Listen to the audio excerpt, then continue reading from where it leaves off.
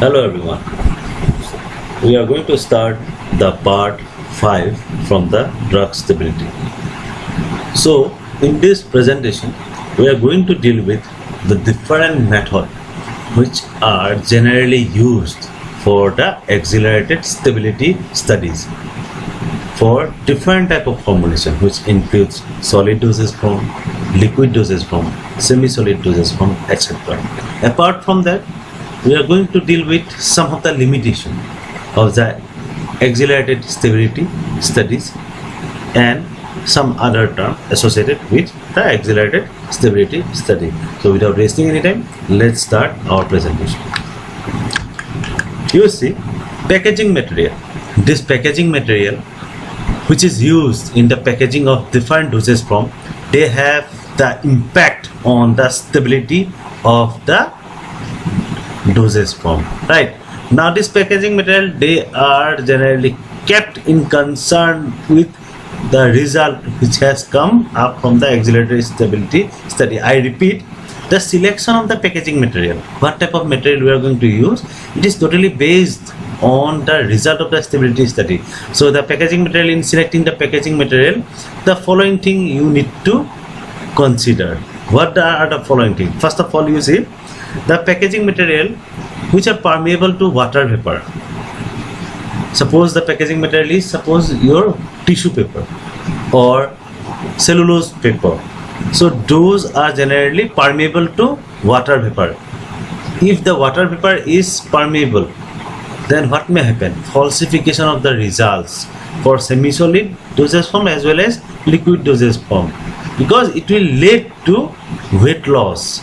The water may be lost. If suppose we have used cellulose paper or cellulose strip for packaging the cream, through this cellulose, the water vapor that is present in the cream or the water which is present in the cream may escape out, and ultimately it lead to the drying of the cream, right?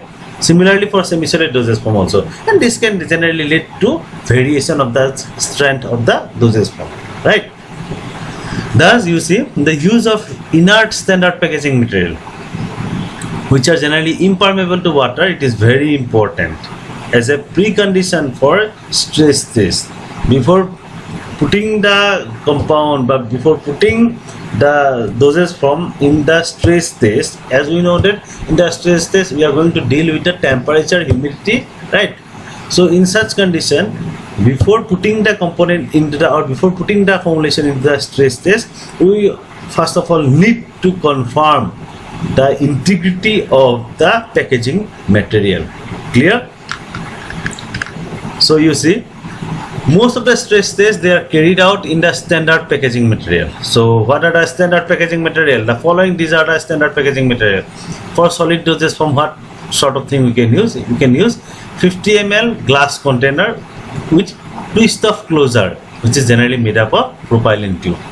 For semi-solid dosage form, we can use standard tube, or you can use small volumetric flask or aluminum tube, or sometimes you can use internal liquoring. Now what is liquoring? Liquoring is nothing but, if you observe the tube made up of the metal, within the tube, if you cut the tube, metallic tube, you will find a layer of polymer. This is known as liquoring. It actually helps the material, that is the drug material, to get reacted with the metal cover. Suppose we have used tin, or we have used any sort of metal as a tube for forming the tube. The inner part of the tube, it is liquored, so that this liquoring actually prevents the loss of the substance via the cover of the tube, as well as it will prevent the interaction of the drug molecule with that of the metal. Sorry. The next one, it is the liquid dosage form. For liquid dosage form, we generally use 25 ml volumetric flask with ground glass stopper. So the thing is that for future investigation of the stability study, the selection of the final packaging, it is always necessary, because first of all we are going to test the formulation in this cited one. Whatever we have cited, we are going to test it. Afterwards, the final selection of the packaging material, it is based on the result of the accelerated stability study.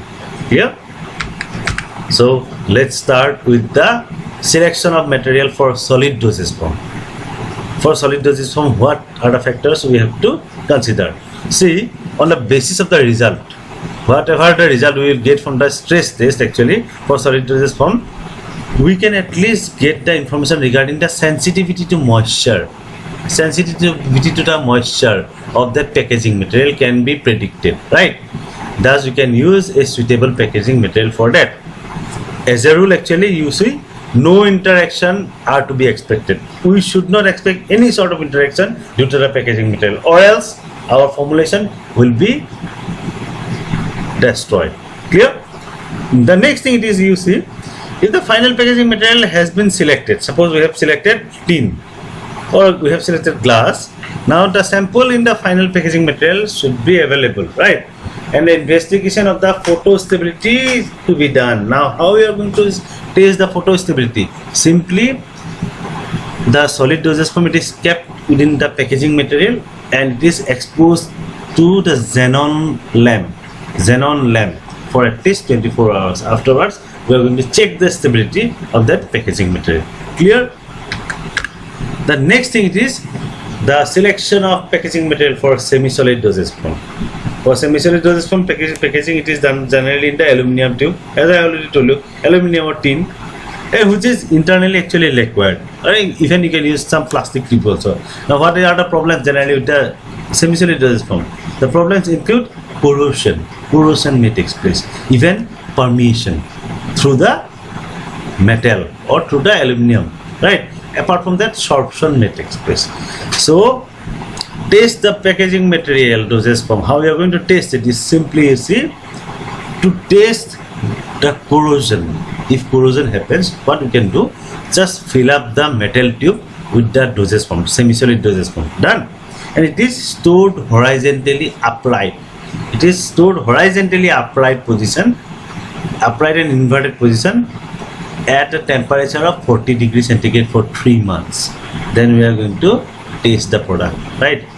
Even for permeation and sorption, how we can perform the test? Simply, the semi-solid which is filled up in the plastic tubes. Now these tubes are stored for 3 months at 50 degree, 40 degree and 30 degree centigrade with relative humidity of 70%.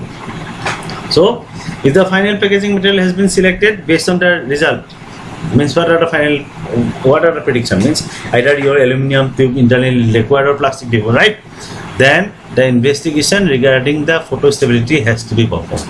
So photostability, we are going to just expose the packaging material along with the drug molecule within the packaging material in the xenon lamp light for 24 hours. Clear? So this is for semi-solid dosage form. Now you see selection of the packaging material for liquid dosage form. So liquid dosage form, where it is stored? Generally, liquid dosage form, they are stored in the ampoule, right? Injection for vial with a rubber stopper through which the needle it is inserted, right? Even you can use glass bottle, plastic bottle with a screw closure, right? What is the basic problem with the packaging of the liquid dosage form? It is the leakage. Leakage may take place. To test the permeation and leakage, what we can do? The final formulation, which is within the bottle or within the container, right? It will be tested for desorption placebo solution. How we are going to do?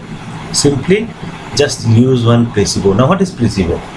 Don't get confused. Placebo is similar to the drug itself. You cannot distinguish between a placebo and a real formulation because the placebo will have all the content except for API.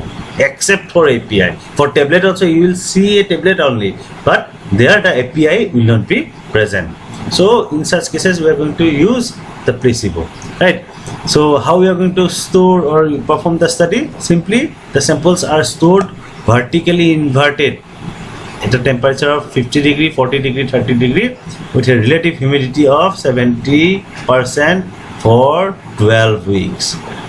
And afterwards we are going to taste it. But in between the 12 weeks we can taste it at the 0 days, or sorry, 0 months, means after putting the sample you can immediately check out the stability, then after 1 month, then 2 months and 3 months. Clear? So if the final packaging material has been selected, again we have to perform the photo stability test. Clear? This is the packaging material, selection of the packaging material for liquid dosage form. In this way it is selected. Clear? So accelerated stability study in case of emulsion, right? How we are going to perform. Even we have different emulsion products in our home, right? Pharmaceutical emulsions. Now how their expiry date it is calculated? Simply you see, the emulsion, they are generally stored at the elevated temperature, right? We know that if we increase the temperature, what may happen? Viscosity of the continuous phase may come down because we are increasing the temperature. Now if the emulsion can withstand such high degree temperature, suppose 50 degrees, 60 degrees, 70 degrees, then you can say the emulsion is stable at the normal storage condition. The first issue, right? The next one, it is the centrifugation method. Why centrifugation? We know that the common problem with the emulsion, creaming or separation of the layer takes place. So to initiate the creaming or separation of the layer, what we can do? Emulsion, we know that emulsion, it's a mixture, it's a biphasic mixture, right, of two immiscible phases. Just try to centrifuge it. Just try to centrifuge it. If we centrifuge it, then definitely the rate of creaming or separation will increase, right? As you see, the creaming and flocculation are slow process. We know that, right? But if we do centrifugation, it will accelerate the process of creaming and flocculation in the emulsion. Clear? So emulsion is subjected to different centrifugal speed actually, and their stability, it is recorded with the time. And you should know that a bad emulsion or unstable emulsion, they generally easily get separated out instantly. Clear? But the good emulsion, they never separate out. They will remain as a single phase, means both the oil and water phase will mix as, and they will act as a single phase. Okay, this is for emulsion. What about suspension? So accelerated test for suspension. Simple. For suspension, the issue with the stability is the formation of the cake. So cake formation, this can be also accelerated by the action of centrifugation. Even here also we are going to perform the centrifugation method. So high speed centrifugation is used. But sorry, high speed centrifugation, it is not preferred because it will immediately centrifuge, immediately form the cake, right? So generally we use low speed centrifugation to study the stability of the emulsion. Here, apart from that, there is one more method. This is known as freeze-thaw cycling. Now what is freeze-thaw? Freeze-thaw is simply, you see, freeze means cooling, right? If a sample, it is stored in the freeze, right? Afterwards you have taken out the sample, you have heated the sample, again you have put the sample in the freeze. This is the freeze-thaw cycle. Means it is earlier it is cool, then you have heated it, again you have cool, right? So freeze-thaw cycling technique is one of the stress testing for suspension. Why it is preferred? You see, the cycling, the freeze-thaw cycling actually, it actually promotes the particle growth, means agglomeration of the particle, and it actually have primary importance in the changes in the absolute particle size distribution and crystal habits. So you can, for suspension also, apart from centrifugation, for suspension, to check the stability of the suspension, we can use the freeze-thaw technique. Clear? Now accelerated test for moisture absorption. How we are going to perform it? Simply, in this method, the products are placed at an environment of high relative humidity with a controlled temperature, right? Now afterwards, their physical and chemical stability are assessed. The product physical and chemical stability are assessed after a particular time, and the result will indicate whether the product is susceptible to moisture and whether the container needs to provide a better or higher degree of protection. If the container is allowing the moisture to come inside the bottle, or means inside it, which can hamper the quality of the drug. In such cases, we have to change the container. Clear? Now, what are the limitations of this accelerated stability test? First of all, Arrhenius equation, right? You see, the stability prediction, it is totally based on the Arrhenius equation, and we know that it is valid as per the Arrhenius equation. K is equal to, right, A e to the power minus A by RT, right? We know that, right? So Arrhenius equation is valid only when the stability breakdown depends upon the temperature, because T is there, right? Moreover, activation energy. The energy of activation obtained in the study, in this accelerated stability study, should be in between 10 to 30 kilocalorie per mole. If the activation energy is high, we cannot get any result. We cannot get any result from the performed accelerated stability study. Apart from that, you see, when the degradation is due to the microbial contamination or photochemical reaction, we have some limitation, right? When the product, it loses its physical integrity at higher temperature, right? These are some of the limitations. The next limitation, when the order changes at the elevated temperature. Suppose earlier it was zero order reaction, and if we increase the temperature, it has become second order reaction. In such cases, it is a problem. Clear? Apart from that, in case of dispersed system we know that colloids, right? So when the temperature is elevated, colloids emulsion, right, what will happen? Viscosity is decreased, and this may introduce actually errors in the prediction of the stability. So these are a limitation of the accelerated stability study. Then the next term, it is addition of overages. So what is overages? You see, overages means after the expiry date also the formulation sometimes it remains stable. How we can do that? Simply add additional amount of the drug. Suppose it has written 50 mg, you just increase the amount of the drug. This excess amount of the drug can be added to the preparation. Why? To maintain 100% of the labeled amount during the shelf life of the product.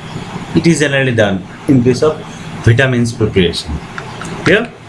So overages, they are calculated from the accelerated stability studies, and afterwards what we added, an extra amount of the drug is added during the time of manufacturing, right?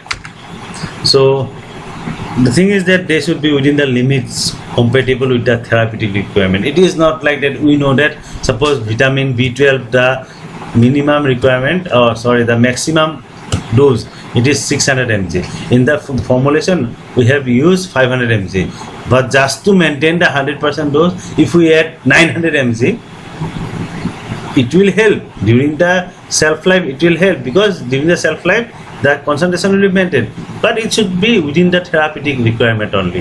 If it has crossed, then the patient may suffer from adverse drug reaction. Clear? Moreover, addition of overages doubles the shelf life of the product, right? We know that because excess amount of the drug we have added, and overages actually they are added in the multivitamin preparation. Generally in the multivitamin preparation we use overages, means additional amount of the drug. So thank you everyone for your patience hearing. If you like the video, just press the like icon. You can share this video and you can subscribe to my channel. Thank you once again.